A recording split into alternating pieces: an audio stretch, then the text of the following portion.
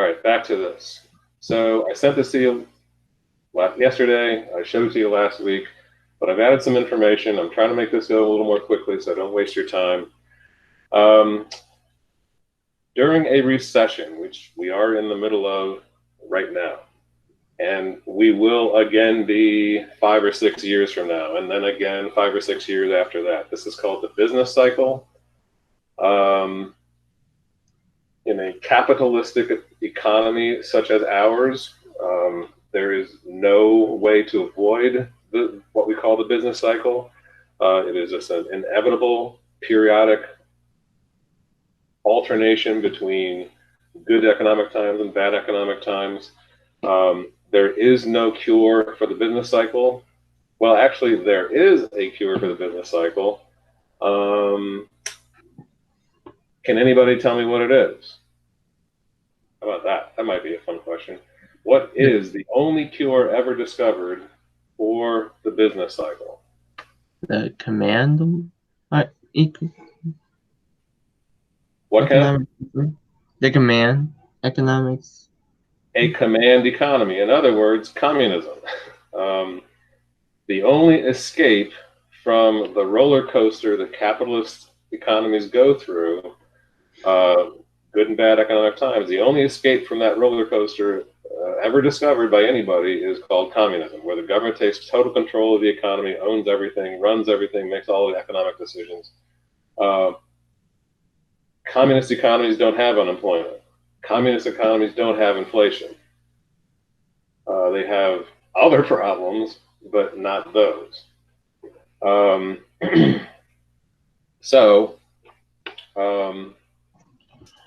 Unless you want to go live in, take a time capsule and go back and live in the Soviet Union or something, or just take a plane and go live in North Korea, you're kind of stuck with this up and down, up and down, up and down thing for the rest of your life here in America, and just about everywhere else in the world too. So what exactly are we talking about? What is the problem in a recession? So in this column, I just kind of line it out for you as clearly as I can. The big problem during a recession is unemployment. What causes this? Well, you're getting the short version, so I can't go into, I can't go into all the details right now. You'll have to take an econ class at some point in your life. But every capitalistic economy such as ours, every market-based economy such as ours, gets to a point when times are good where things just change. Too many businesses have hired too many workers, made too many promises, opened too many stores, signed too many contracts, and they start to fail. They're paying their workers too much. Natural resources prices have gone up. Some businesses overextend themselves. They start to fail. They start to lay off workers. And what happens is this vicious cycle sets in where businesses can't afford to do what they thought they were going to be able to do. They can't afford to pay their workers. They can't afford to produce the goods they thought they were going to do. They start laying off workers. They start laying off workers. Well, then those workers don't have paychecks. Workers without paycheck can't buy stuff, which means that they can't buy the things that other businesses are producing. It's like a small black box in my. Oh, never mind. It disappeared. Okay. And what happens is the entire economy eventually kind of goes on this downward swing where more and more businesses fail. They lay off their workers. The workers can't buy stuff. So other businesses can't sell their stuff. And this vicious cycle sets in where more and more people become unemployed. And at some point, economists have measurements for all this, and they said, okay, yeah, we're in a recession. Now, there is this concept called the money supply. Your personal money supply is what you have in the bank and in your pocket. The money supply for the entire country is all those trillions and trillions and trillions of dollars that people have in checking and savings accounts, the businesses have in investments. All that money put together is the money supply. And during a recession, the money supply is shrinking. Mostly because workers aren't getting paychecks, and therefore they can't buy stuff. In this situation, what should the government do? The government should do something, the word we use is to stimulate the economy, to encourage it to get it going again, heat it up, get it to turn around so that instead of there being progressively less and less money in the economy, do something that puts more money into the economy, something that increases the money supply. And fiscal and monetary policy tools are available to our government. There's various steps that the government can take that will increase the availability of money. The opposite problem is when somehow, for some reason, the economy gets too hot. After a recession, we eventually pull out due to a variety of factors. The economy expands again and gets to some sort of peak. And at the peak of the good economic times, usually what happens is an ugly thing called inflation occurs. You've heard old folks talk about this all the time. When I was a kid, it only cost $1 to go to the movies. Well, now it's 15 or whatever. Well, that's inflation. Inflation is just the gradual rise in prices of goods and services over time. As long as inflation is relatively low, 1% a year, 2% a year, everybody can get by. Everybody can deal with that. Bad inflation is when it gets higher than that, 3, 4, 5%, 10% inflation is terrible. There were a couple of years while I was in college back in the early 1980s when inflation was in the neighborhood of between 10 and 15% a year, which meant that my poor parents had to somehow come up with 10 or 15% more to pay my college tuition than the year before. And I guarantee my dad was not getting a 15% raise from his boss. So when inflation is high, that's hard on everybody. That's a problem we expect our government to solve, and that's happening when the economy is too hot. One way to describe what's happening is that there's too much economic activity, too many businesses producing, too many businesses and people buying and selling. There's too much demand for labor. There's too much demand for resources. When demand for resources go up, prices for them go up, including labor. And when there's so much business activity, so many businesses doing well, they're competing for workers and paying them more. They're competing for resources, paying more for them, and then the price of everything goes up faster than normal. The money supply is too big, and we expect the government to do something to cool off the economy, take money out of the economy, discourage businesses from hiring, discourage workers from buying stuff. And there are fiscal and monetary policies that do that also.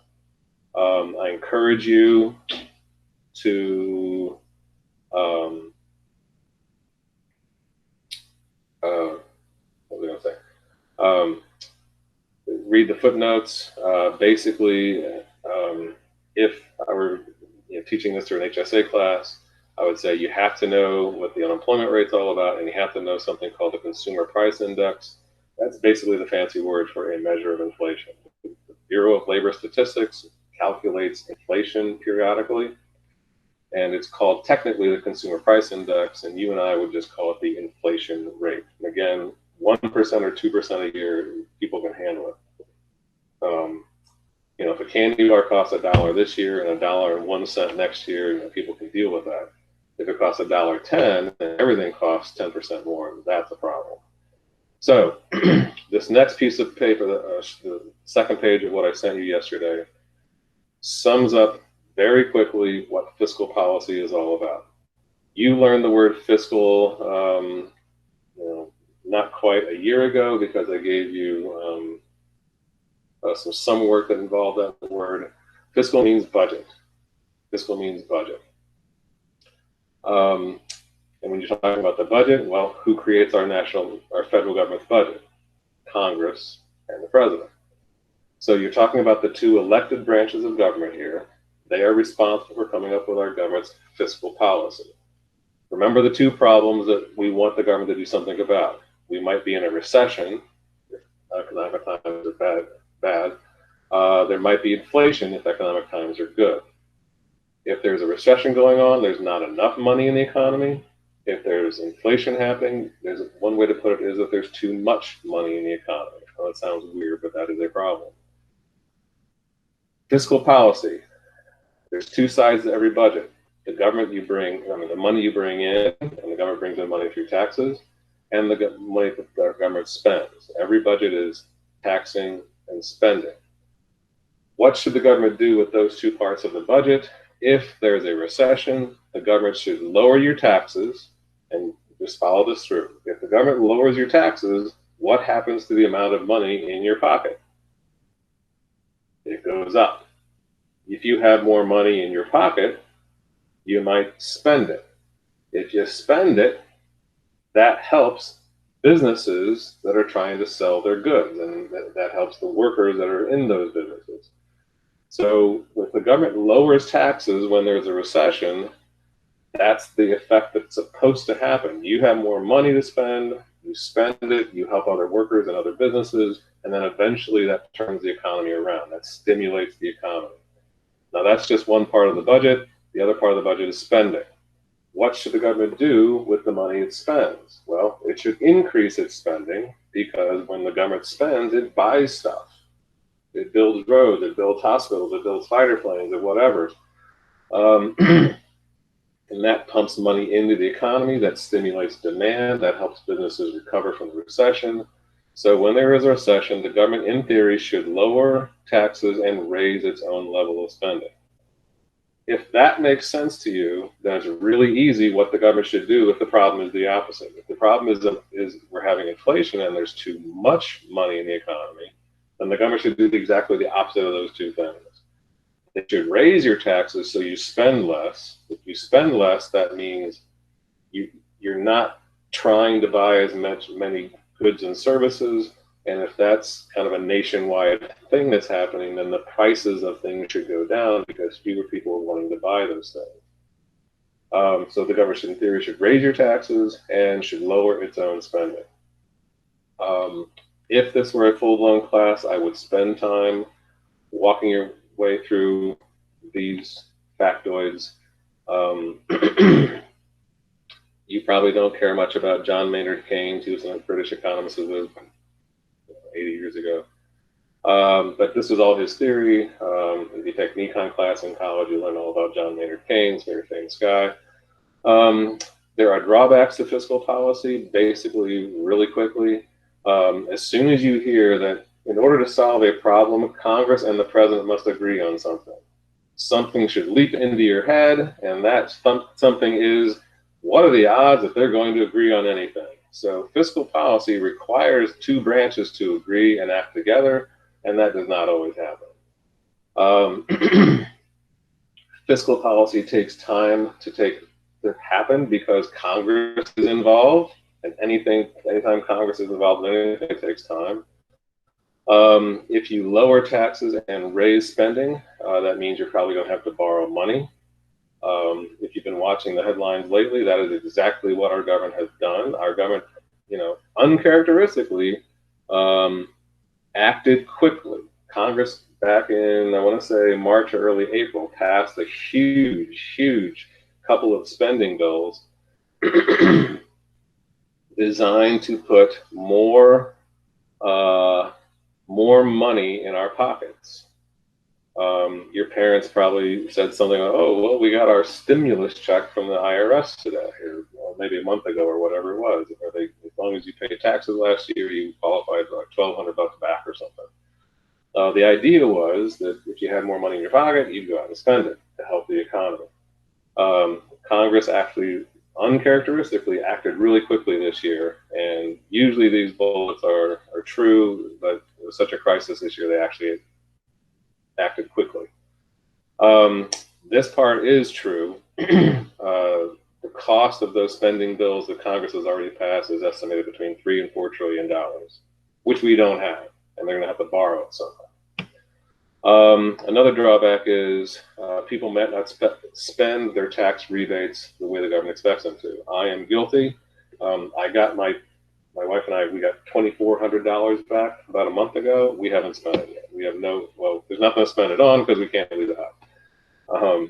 But anyway, someday we will, but we're not going to do it immediately, but that's what the government wants us to do because that would help the economy.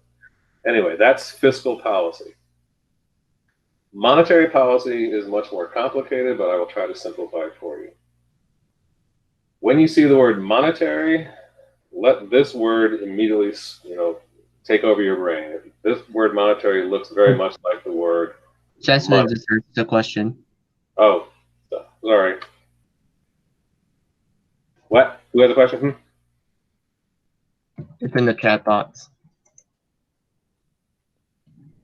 Aren't some people getting paid more than they were when they were working? Oh, Jasmine. Okay, so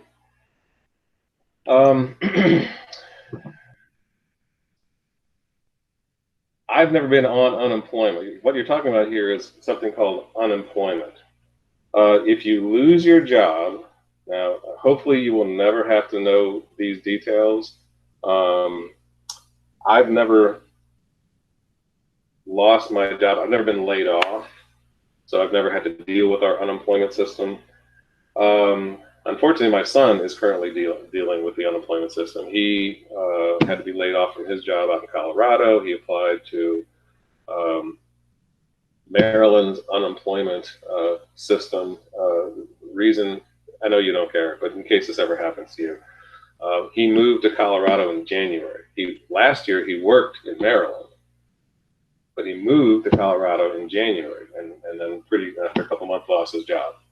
Well, he's not going to get unemployment from Colorado because he didn't pay his taxes in Colorado last year. He didn't work in Colorado last year. He worked in Maryland. So his unemployment benefits are going to come from Maryland. So he had to apply to the Maryland unemployment system for his unemployment benefits. Kind of a weird situation. I have a niece that did the same thing happen to her. She moved to California. Anyway, the point is, Jasmine, you asked a good question. Back here, where I say the government should lower your taxes and raise its own spending.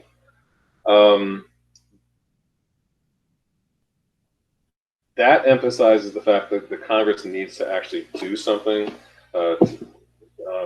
immediately to solve an ongoing problem. The unemployment system is this sort of part of our legal and financial structure that's always there, that acts against recessions happening. If you lose your job, if you're laid off, now if you're fired, it doesn't work. If you are fired because you suck at your job and your boss doesn't like you and they fire you, you don't get unemployment. If you are laid off, that's different. If you're laid off, that means you are released from employment, but not for being a bad employee. It's because your company just can't afford to pay you anymore because business is bad. That's being laid off. And if you're laid off, not fired, laid off, you qualify for unemployment, because while you're working, your employer pays unemployment insurance on your behalf. And if you are laid off, you qualify to get some of that money for a certain period of time. Now, Jasmine, your question was, don't you get paid more than when you were working? Ordinarily, that's not the case. I know you've heard stuff in the media around now that some workers are doing better than when they were working. That's unusual. That is not normal. Do not think to yourself, hey, what a sweet deal it is to get laid off. Normally you do not get paid more than you were getting when you were working, and it's always temporary. It's only for a few weeks. The expectation is you're going to go get another job, and as soon as you get the other job, you stop getting unemployment. So I don't know enough about the unemployment system to specifically tell you, Jasmine, why certain people are claiming they're getting paid more than when they were working. I know that that's kind of possible these days. I think states are being very generous, more generous than usual with their unemployment benefits.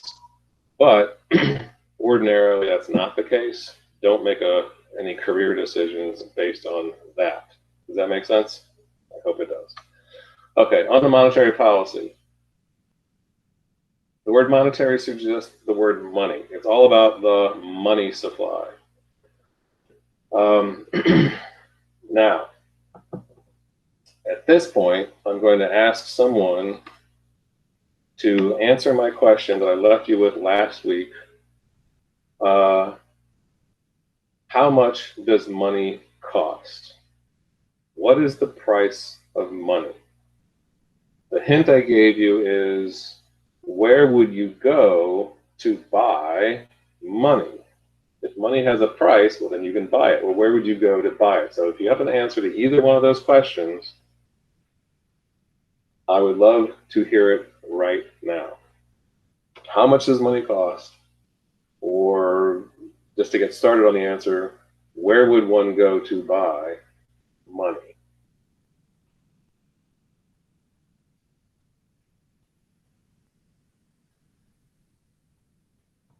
Screen went black. I'm sorry, Kenneth, what? Your present screen went black. Is it back now? No. How about now? Okay, now it is. Okay. No one has an answer to my question?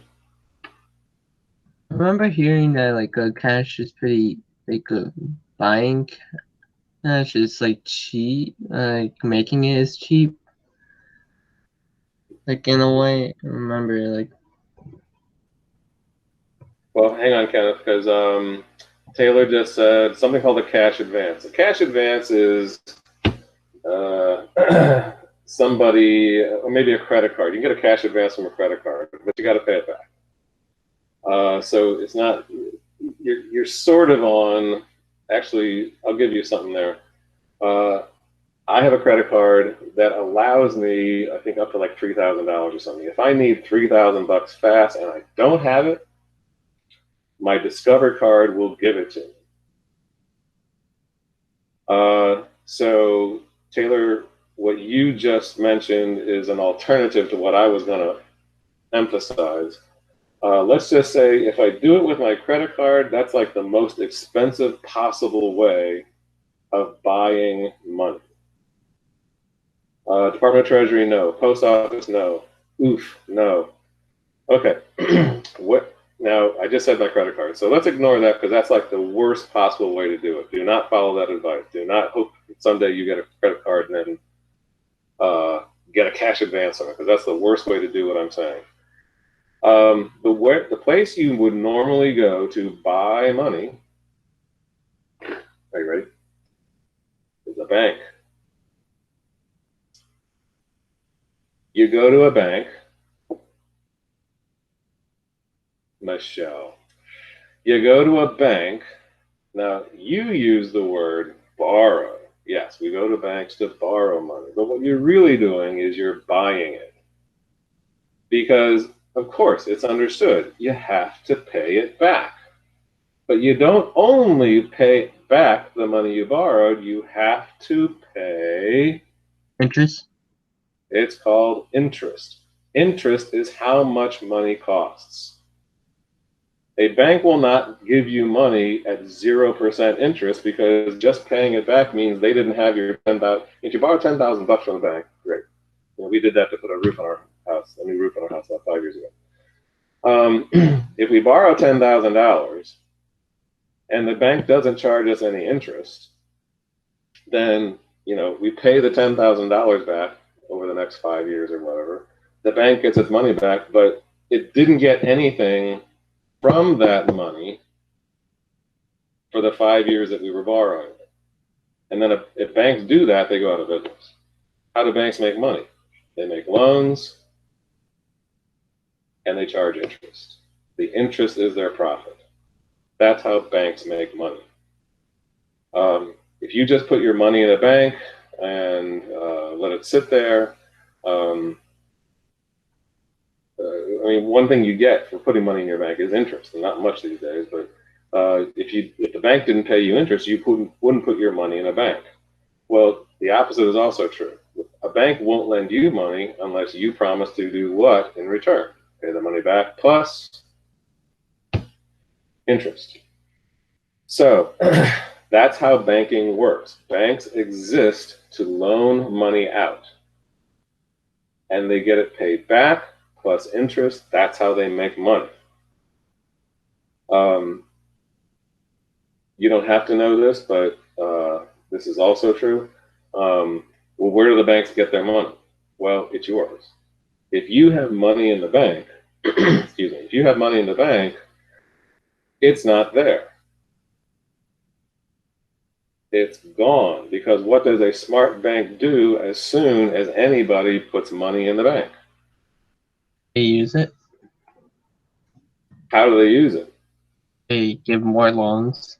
They loan it to somebody. They don't give it to people, Taylor. They loan it to people. And so technically, let's say you think you have $1,000 in the bank. It's not there. The bank loaned it out as pretty much the moment you put it in the bank. Why do you think it's there? Because the bank tells you every month, yeah, we got $1,000 for you. It's not really there. Well, I mean, if you go there and ask for your $1,000, they'll give it to you, because the law requires them to have some cash. The law requires them to have some cash in the bank in case somebody walks up and wants their money. But if everybody at the same time runs to a bank, I used to use the word run, if everybody runs to the bank at the same time and wants their money, guess what happens? You read about this in history class last year during the Great Depression. The bank can't pay them. Banks don't have the money because it's all loaned out. They only have a small fraction of cash out of all their money. It's all loaned out. If everybody runs the money, it's called a bank run.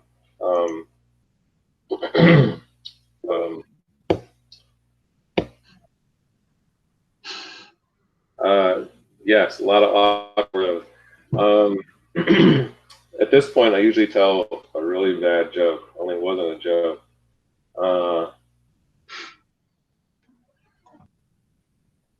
So in 2008, you guys were little. We were descending into the Great Recession. Banks, I mean, this was horrible. You know, this was like one of the times we're going through right now are very scary. The next most scary times I've ever lived through, economically anyway, was in 2008, when every day stock market crash. Like, this is September, October of 2008. Every day the headline was stock market crashes again. Stock market crashes again. Huge insurance company fails. Huge bank fails. Huge this goes out of business. It was just constantly in the news. I was like, whoa, what the heck is happening? And then one day, it was a Saturday, I woke up and I read the paper, and it said a bank is about to fail. And unfortunately, that bank was my bank. And it was like, okay, this is bad news. Now, back then, I didn't have direct deposit. I got my checks in paper form, and I had to go deposit it in the bank so that I could, use it to pay for stuff. And it was Saturdays, and that was the day I usually did this. And so I went to my bank, and usually there's like 3 people in line, and today I was into the parking lot because everybody had read that news article, and guess what they were doing? Just like during the Great Depression, they were running to their bank to get their money out. Exactly. I was witnessing, not the first time since the 1930s, but, because it didn't happen very often since the 1930s. It happened a lot in the 1930s, but since then, here's another thing you don't have to know, but if you ever, next time you go by a bank, look for a little thing on the door or in the window. It's called FDIC, Federal Deposit Insurance Corporation. Deposit is your money. Insurance is it's covered. Federal means by the government. FDIC was invented during the New Deal. FDIC was invented by the American government during the Great Depression so that people would stop running to their banks to get their money out. Their money was insured. Your money is insured. If you have money in a bank, you cannot. If you have money in a bank in America, you cannot lose it because it's insured by the federal government. That's only since the 1930s, though, and that program is called FDIC. Anyway, that stabilized our banking system overnight because people stopped running to the bank every time they thought their bank was about to fail because their money was protected. And that stopped the bank failures, 80, almost 90 years ago now. It's still there. Look for the sign in the door when you go to your bank the next time, FDIC. Anyway, as a government teacher, I read that headline on Saturday in September of 2008, and I go, okay, this is probably bad, but everything's okay. My money's safe. I have like $10,000 in the bank, and I'm not going to lose it. Other people didn't think that way, and when I got to the bank, the line was out the door. Pretty much everybody around me was panicking. I mean, this was a tense thing. I will never forget it. Pretty much everybody in line was panicking because they thought they'd lost their money. And I was just sitting there going, okay, you have not read a history book in your entire life. Anyway, it took like 2 hours for me to get up to the young lady behind the desk, and she was just at her end. And she was just, tired of dealing with people because in front of me, people were shouting, I got to see the manager. Because when you sign the contract you sign when you put money in the bank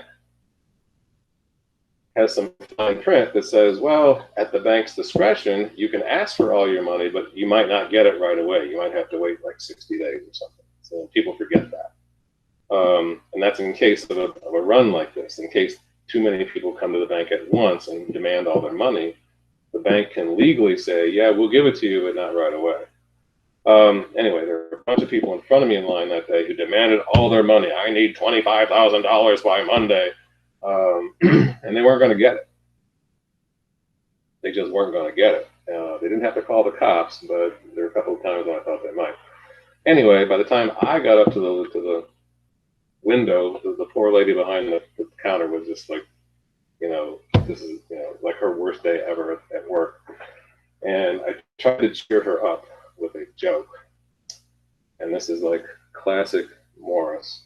The bank doesn't exist anymore. It's now Wells Fargo because Wells Fargo bought the bank that failed. But before the bank failed, it was called Wachovia.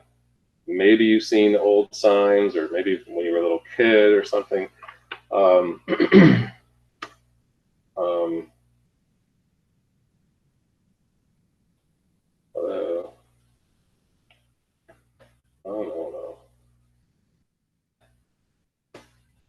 So the name of the bank was Wachovia, spelled like this.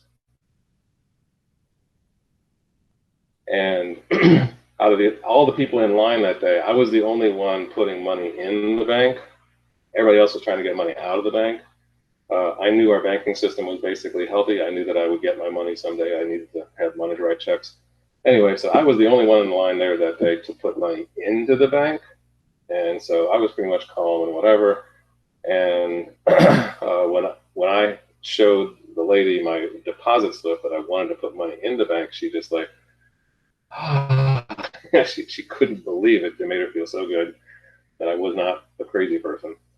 And then I made a joke. I said, well, maybe, you could have avoided all this if you just changed how you pronounce the name of your bank. And she looked at me like I was crazy again.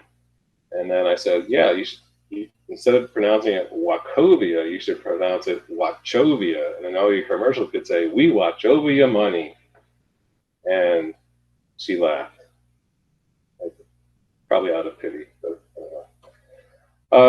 so anyway, that's my my big bank run story from my life. Anyway, the point, how'd you get me into that? Anyway, the point is, monetary policy is about money. It's about interest rates. Interest rates is what you pay to get your hands on money. It's how you buy money. You promise to pay interest when you take out a loan. Now I have a question. Again, this is why you got to take an econ class. You must take economics at some point in your life, because I am asking such basic questions. You have to, if you don't understand the answers, you don't understand how the world works. The next question is, what determines the price of money or anything? Where does the price of stuff, no matter what you're buying, whether it's money at a bank or whether it's a t-shirt at Target, where does that price that you're going to pay come from? Who Supply and said? demand. What'd you say, Kenneth? Supply and demand. Okay, so Michelle, you're right too. It's a combination of things called supply and demand. Supply is how much of something there is. Demand is how much people want it.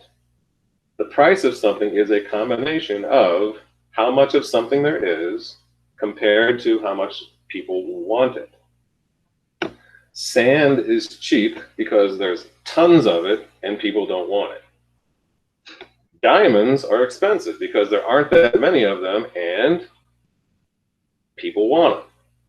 If there's a small supply of something and a huge demand for it, it's expensive. If there's a huge supply of something and nobody wants it, it's cheap. The price of everything is determined by supply and demand, the interaction of how much of something there is and how much people want it. Wherever that intersection is, that's the price.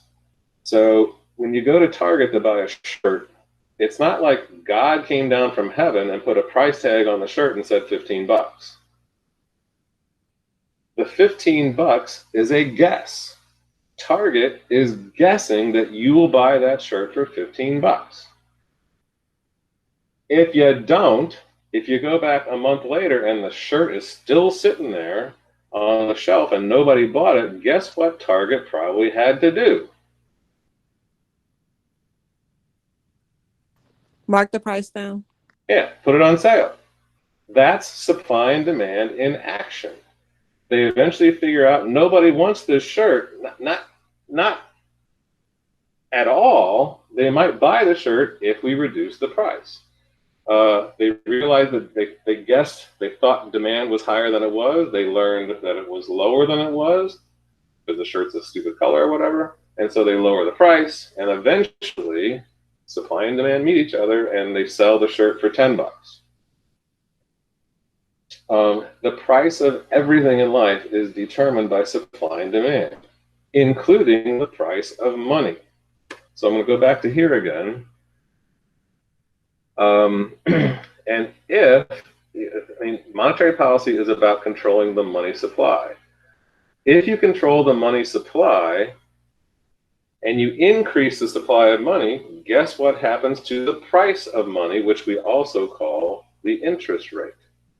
If the supply of money goes up, probably what will happen to the interest rate that you have to pay to borrow money?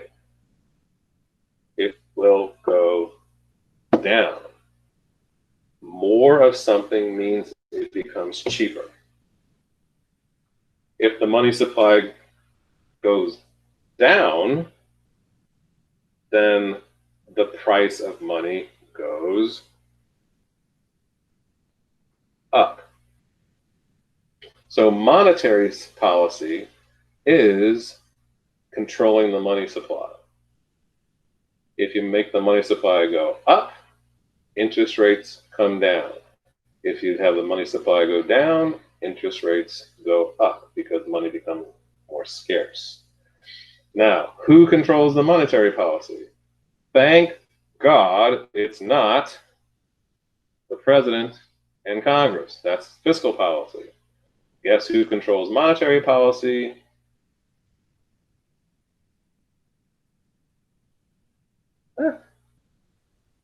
We studied very briefly, I warned you that day was coming back in February, the Federal Reserve. It's an independent regulatory agency created by our government 107 years ago. It's our national bank. It's our central bank. It's our government bank. You can't go to the Federal Reserve because it's not for people. It's a bank for banks.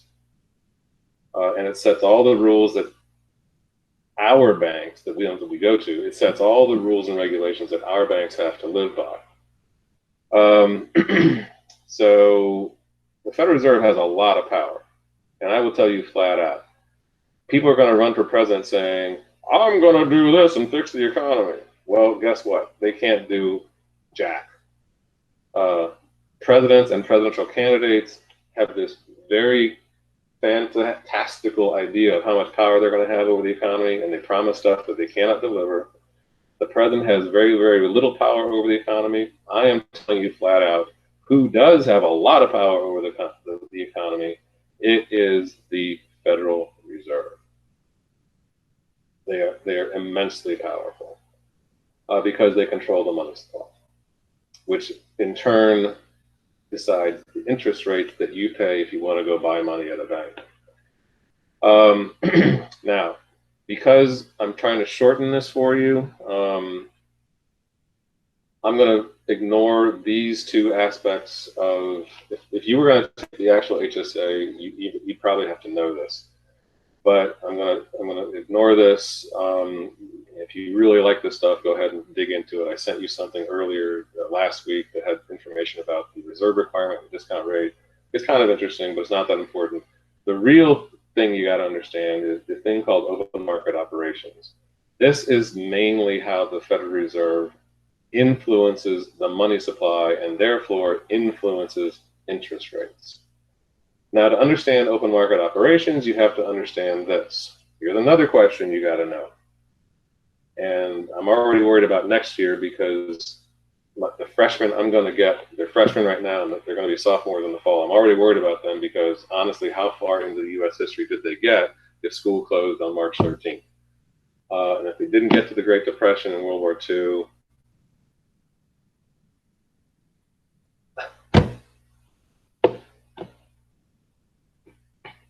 there are. Anyway, does anybody know how the government borrows money? For some reason I have to switch to this screen to see if anybody chats me something.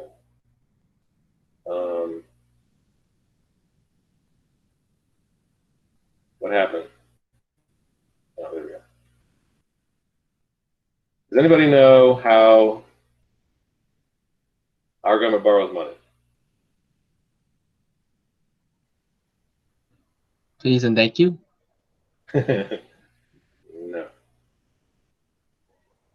No. Taxing, no. Taxing, they just take your money. That's just flat out, it takes your money. Susanna Craig, you said from other countries, that is true. Michelle, you said from the people, that is true. My question of how, you're saying from whom? I'm asking you how. How does, let's say I'm a people, and I would love to lend the government $1,000. How do I do it?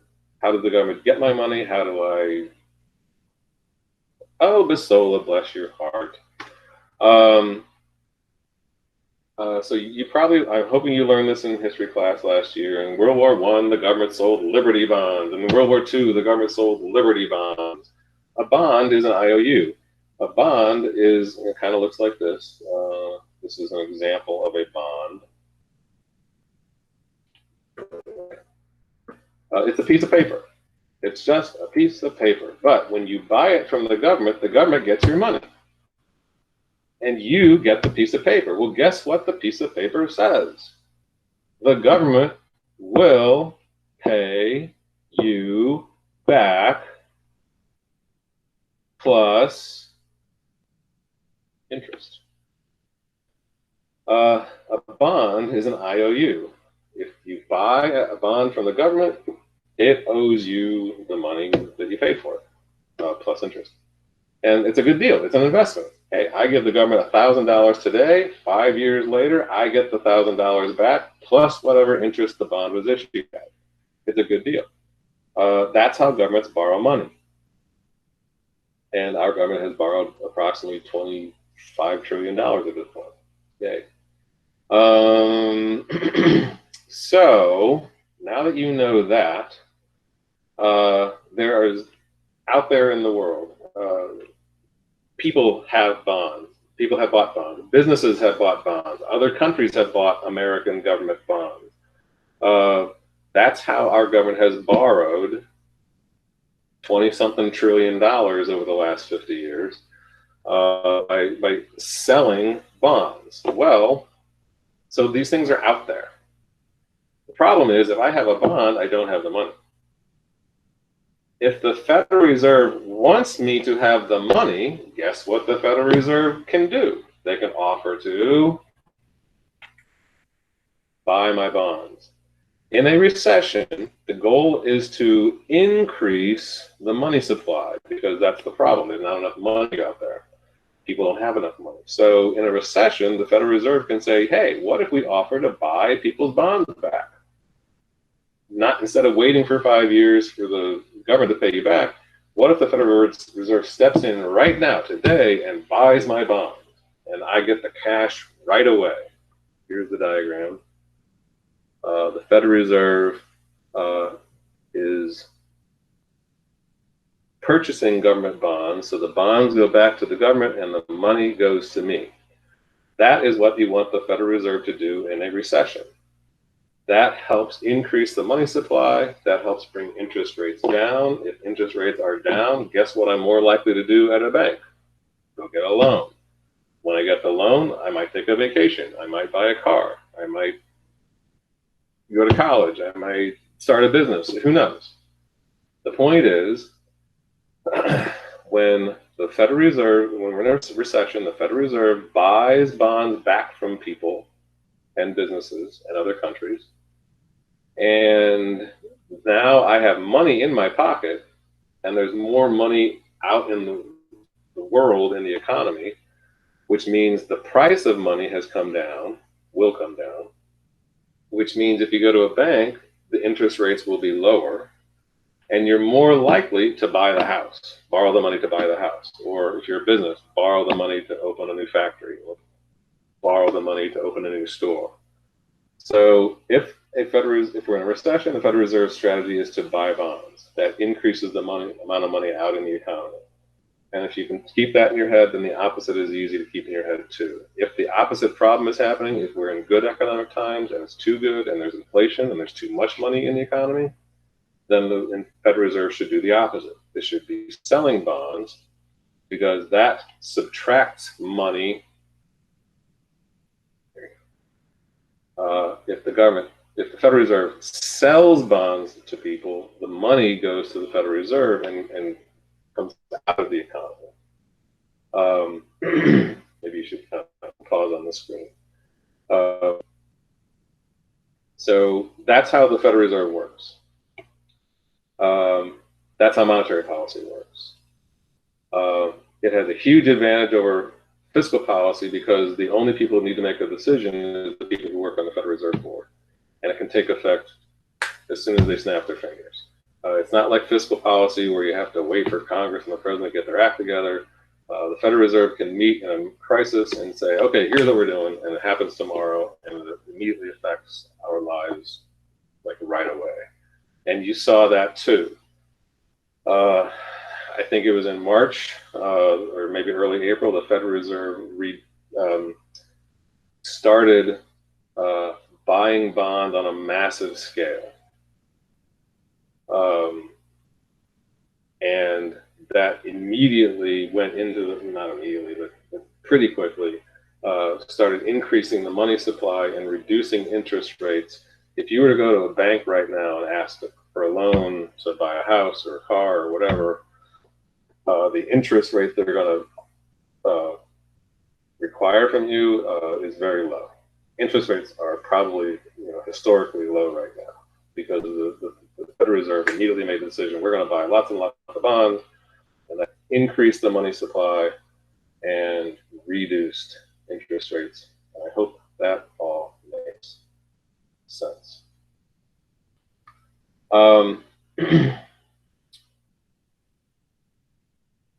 if you if it didn't quite make sense, you can always email me privately after class. I can explain to you again if you want.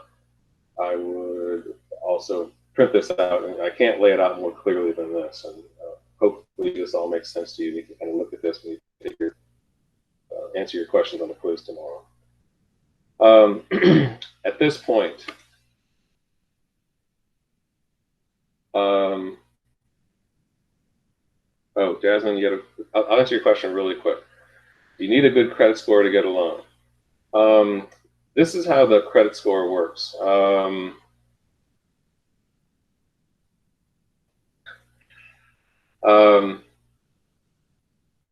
Your credit score is personal to you. If you have a long history of you have bills and you pay them, credit card is how you borrow. Is the easiest way you have for borrowing money, because when you swipe with a credit card, you're actually borrowing the money at that moment. And if you pay that money back at the end of the month when you get the bill, and you do that every month, you will have a good credit score, a high credit score. 700 and something, 800 and something. Those are considered the good credit scores. When you see commercials on TV, especially for cars, because that's a lot of money. Credit Karma. I'm sorry? Credit Karma. Like it's like they talk like Credit Karma, like the right. where you can check your credit score for free and it won't affect your credit score. Right. So that's how you find out your credit score. But the good thing about having a good credit score is when you go to buy something that costs a lot, and nobody. I mean, some people might walk into a car dealership and write a check for $50,000 to buy a Lexus or whatever. Not me. A lot of people have to borrow the money in the first place. Well, okay. You have to borrow money, you have to promise to pay it back plus interest. What's the interest rate going to be? Well, if you have, here I'm answering your question, Jasmine. If your credit score is good, then whoever you're borrowing the money from feels more comfortable lending you the money because you've proven that you pay stuff back, and they will offer you a loan at a lower interest rate. If your credit score is lousy, because there are sometimes in your past bills you haven't paid, well, then loaning money to you is more risky. And what's going to make the car dealership or the bank more comfortable lending money to someone who's a risk? Charging you a higher interest rate. So if your credit score is good, you'll get the low interest rate. Like sometimes car commercials will say this at the very end, blah, blah, blah, blah, blah, blah, for qualifying buyers. Well, what that means is if your credit score is good, you get the best deal possible. If your credit score is lousy, you're not going to get the deal that they just talked about in the commercial. You're not going to get the really cheap 0% loan or whatever. So I hope that answers your question, Jasmine. Okay. I have gone about an hour now, and I don't want to take up too much of your time. I'm sorry. So the rest of this, I'm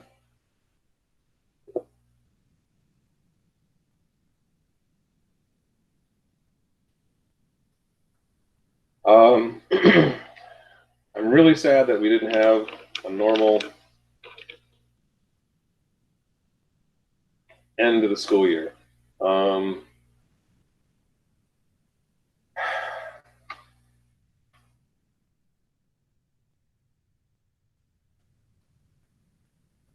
you all see this?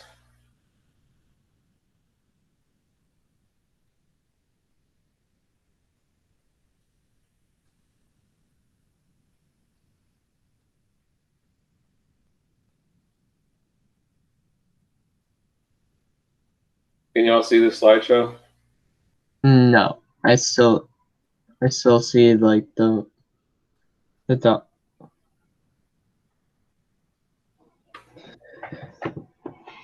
I still see Word. Oh. All right.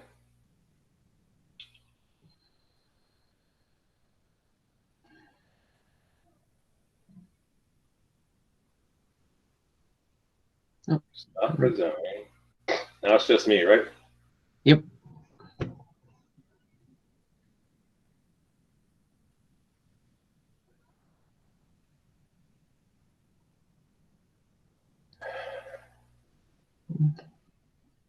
How about now?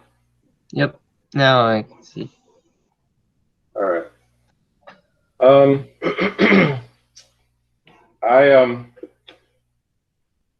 I got into teaching because I like young people. I didn't get into teaching to talk at you through a camera, so I'm not liking this very much. This is my kind of, obviously this is my last class, my last chance to teach you anything. That was it. That was the lesson. If you want to tune out now, that's fine. I just have the last few words I'd like to say to you all. I had other plans, obviously, for March, April, May, and June. I do not feel that I did an adequate job of preparing you for the AP exam. I feel like fate just took you all away from me, and I did what I could. I sent you a bunch of videos, but I want to thank those of you who continue to apply yourself, even though I was not able to give you practice tests and review sessions and all the help that I normally give my students. I feel very bad that I wasn't able to do that for you. I know that some of you kept trying and did the best you could, and I really do appreciate the effort.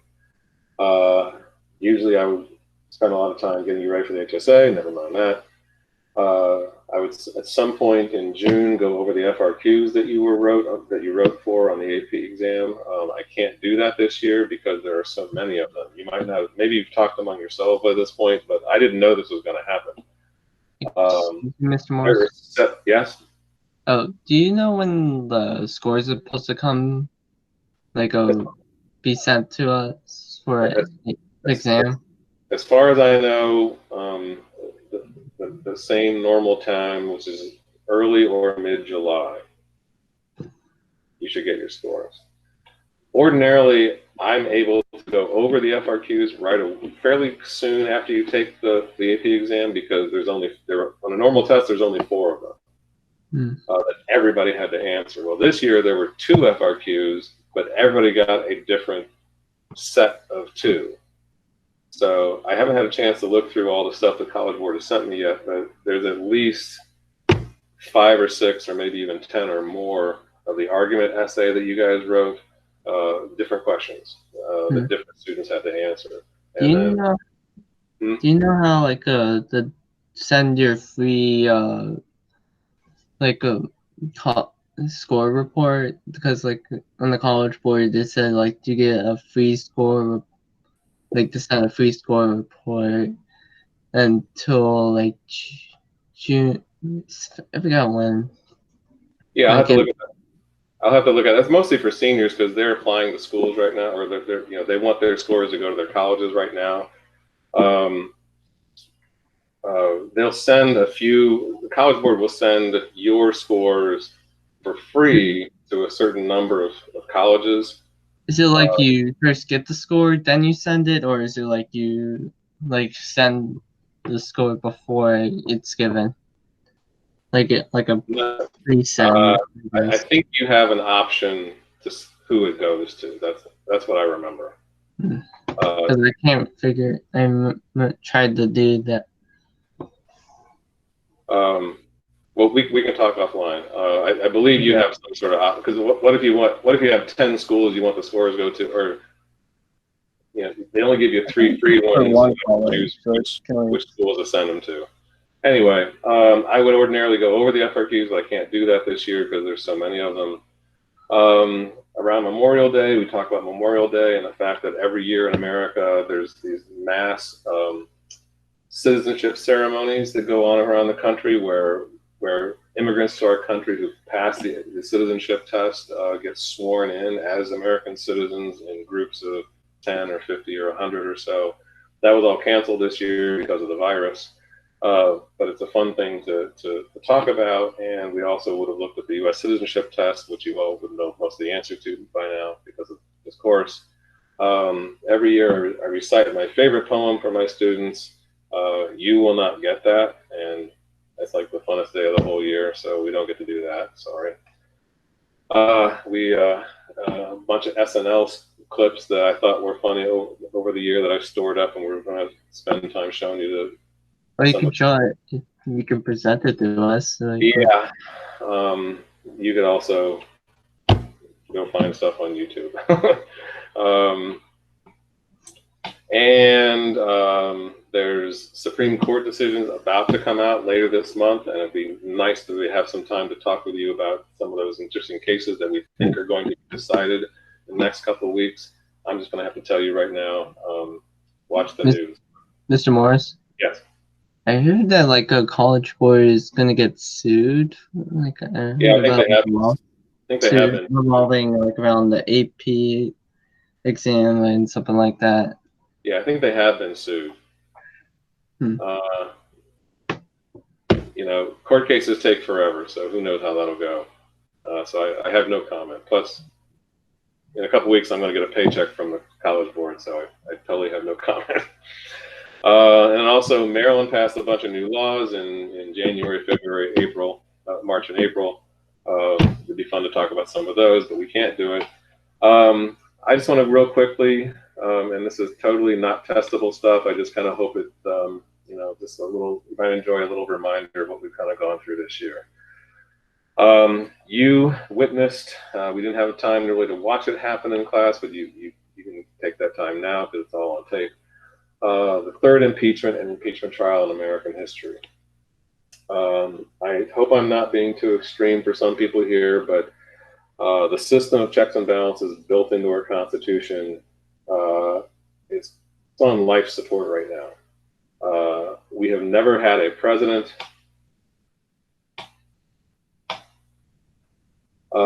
who claims to basically be bound by no rules whatsoever. He exercises the functions of his job as if there are no penalties for misbehavior, and Congress will not punish him for it. And since he survived the impeachment trial, he has become even more, has felt even more free to do whatever he wants. He has actually had words come out of his mouth where he claims absolute power. The words have actually come out of his mouth that he is responsible for nothing.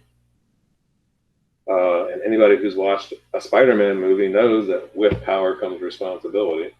Anybody who knows American history, Truman put it best, the buck stops here. You've probably heard that, and what he meant was all problems end up on the president's desk, and there's no escape from the responsibility for those problems. And Truman willingly and publicly accepted that responsibility by saying the buck stops here. It means the blame ends up with him if something goes wrong. The responsibility for tackling problems ends up with him when something goes bad. The words actually came out of Trump's mouth that he's responsible for nothing. Okay, thanks. That's called leadership. You have glimpsed life under a confederacy. One of the first things I taught you was in American history, we had a constitution once. Before the constitution, we had a constitution called the Ark of the Federation. And it didn't work because the states all kind of just sort of did their own thing. You are witnessing, as closely as I could ever try to recreate for you, you are witnessing that happening again right now. Under President Trump's leadership, he's provided very little resources when they really needed it. March and April, he did virtually nothing, and the states were kind of on their own to deal with a pandemic that any other president, I am confident, any other president would have happily, willingly, responsibly done whatever he or she could have done to get resources to where they were needed to stop the states from having to compete with each other for ventilators and PPE, for hospital beds. President Trump did virtually nothing and left the states on their own. And in that respect, you kind of witnessed the United States functioning as a confederacy for the last couple months. And it's not a pretty sight. You have witnessed American political culture on full display. I taught you back in the fall that Americans have a sense of civic duty. When they are told that the responsible thing to do, what the government needs them to do, is to stay at home and do this and wear masks and whatever, most Americans have willingly accepted that as part of their civic duty. You've also seen people pick up the slack when the government wasn't able to do stuff, when businesses weren't able to do stuff. Like, you know, how many people, and I hope you saw this on social media, how many people just said, okay, there's not enough masks, I'm just going to get my sewing machine out and make them. People tried on their own to fill in what the government wasn't able to do, acting on their own sense of individual responsibility. I like to take a walk frequent on a regular basis through my neighborhood, and there's a house I go by. That's one path I take, and some little girls. They can't be more than 10. There's a house with a family and little girls, and I went by once, and they were giving away masks, cloth masks that they had made with their own two little hands. They weren't charging money for them. They were giving them away to anybody who wanted to, who were walking by the street. And ever since then, that was a couple months ago, and ever since then, whenever I walk by that house, there's a little basket in their front yard with little plastic bags and a cloth mask tucked inside the plastic bag. They just keep making these masks for anybody who want to walk by, and the basket says free. They just, Americans do this. We take it upon ourselves to do what society needs and what we need ourselves. You've also seen Americans emphasizing their liberty above everybody else's. And we have a strong history of this in this country. You've seen people saying, well, these lockdown orders are unconstitutional or illegal. We have a right to go out and do this. We have a right to go out and do that. We need to reopen the economy. You see that strain of American political culture also. We've had some interruptions to the primary process, but each state on its own is trying to figure out what's the best way to practice democracy during a pandemic. Most states, I think, are going to go to the voting by mail model. And then the last of the 5 elements of American political culture is equality, and we will get to that in just a moment. Where do you fit in? Well, I'm trying to make this one fast. My parents, my mother was born in 1920, 100 years ago. My father was born in 1916, 104 years ago. That generation of Americans has come to be called the greatest generation. I'm not sure who thought of that, who came up with it, but whatever. Because that generation went through a lot. My parents were your age. They were exactly your age during the Great Depression. My parents' generation was the generation drafted to go fight World War II and in Korea. My parents' generation were the ones in charge during the Cold War. My parents' generation gave birth to my generation. My generation, I'm gonna be completely honest here. We grew up, we were kind of handed things. I'm gonna be honest with you. The baby boom generation is a little spoiled.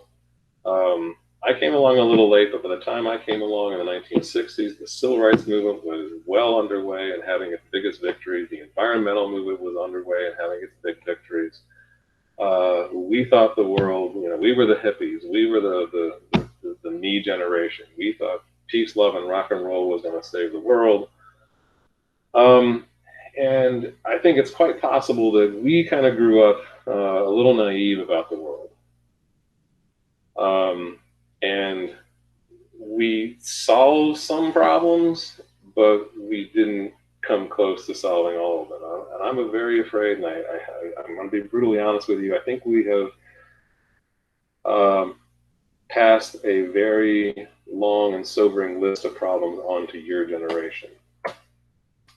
Global warming, this pandemic, and the next one, because there's going to be more. The world is more globalized now, which means one thing pops up someplace and it immediately spreads everywhere else. And it's hard to stop, as we just learned. And we have to figure out ways to do that don't ruin the world economy. Like I said, your country has borrowed, I think, to the tune now of $25 trillion. I'll have to pin down the exact number. Your generation's going to have to figure out how to pay that back. And then there's America's original sin. If you're Catholic, you know what I mean by that phrase. It means this. You've never been without this sin. It's from Catholic teaching and doctrine. Catholics teach you that you're born guilty. Well, kind of, sort of, America was born guilty too, and that guilty act was slavery. Slavery's gone, but the question of equality for everyone is still hanging around us. Sorry. Shoot.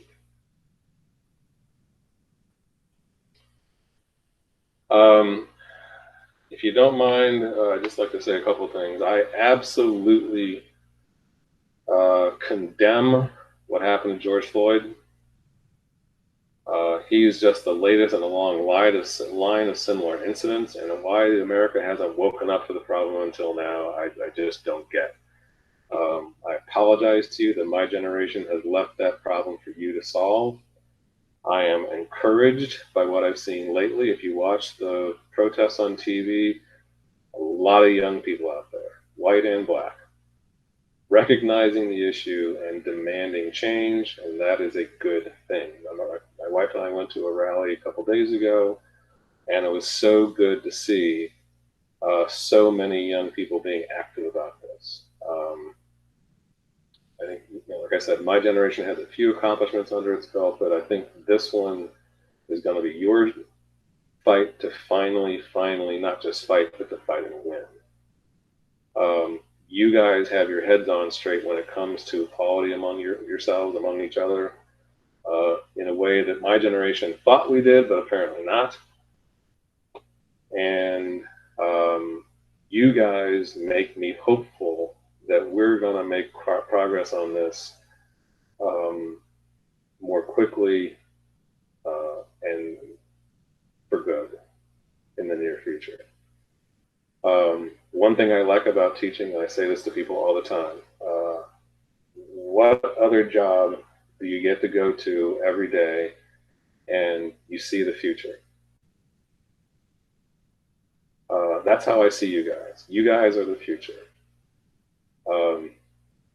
And you make me optimistic about the future every time I work with you. You guys, like I said, you have your hearts in the right place. You've been brought up right. And I think you guys have what it takes to solve this problem. And I encourage you. I know it's part of a long list of problems, but I think you can do it. Unfortunately, you're going to have to do it with slightly less education than previous generations, because if next year is like this year has finished, you guys are going to have to work a little harder to get your facts straightened away. But anyway, your last homework for the school year is going to be a quiz on fiscal and monetary policy. I will post it tomorrow morning. I will also ask you to do your last assignment of the school year, and that is to go to the BLS, the Department of Labor's website, and check the latest unemployment rate. I think it's going to be bad news. So look for an email tomorrow morning.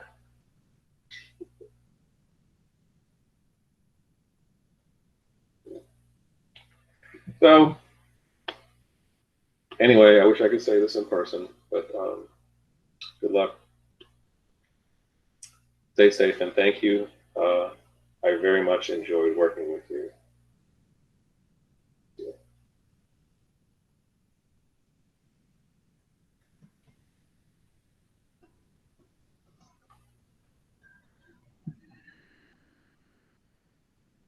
All right. Unless you have a question or two.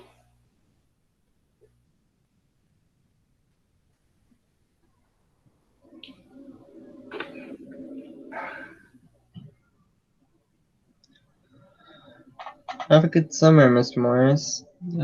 Thank you for teaching us. You too, Con. Please come by and see me when if they open up the school in the fall, just come by and say hi. We can do an air high five or something.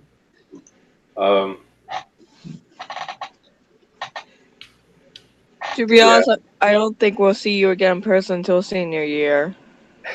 That you But yeah, might there is not. the pairs of government that we could You say. might not. Yeah, you might be right about that, Amber. I'm gonna have to turn the camera off. So I'm gonna say class is over.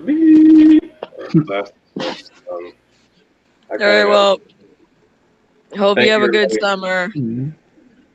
You too. Have a good summer. You too, guys. See you later. Bye. Stay safe.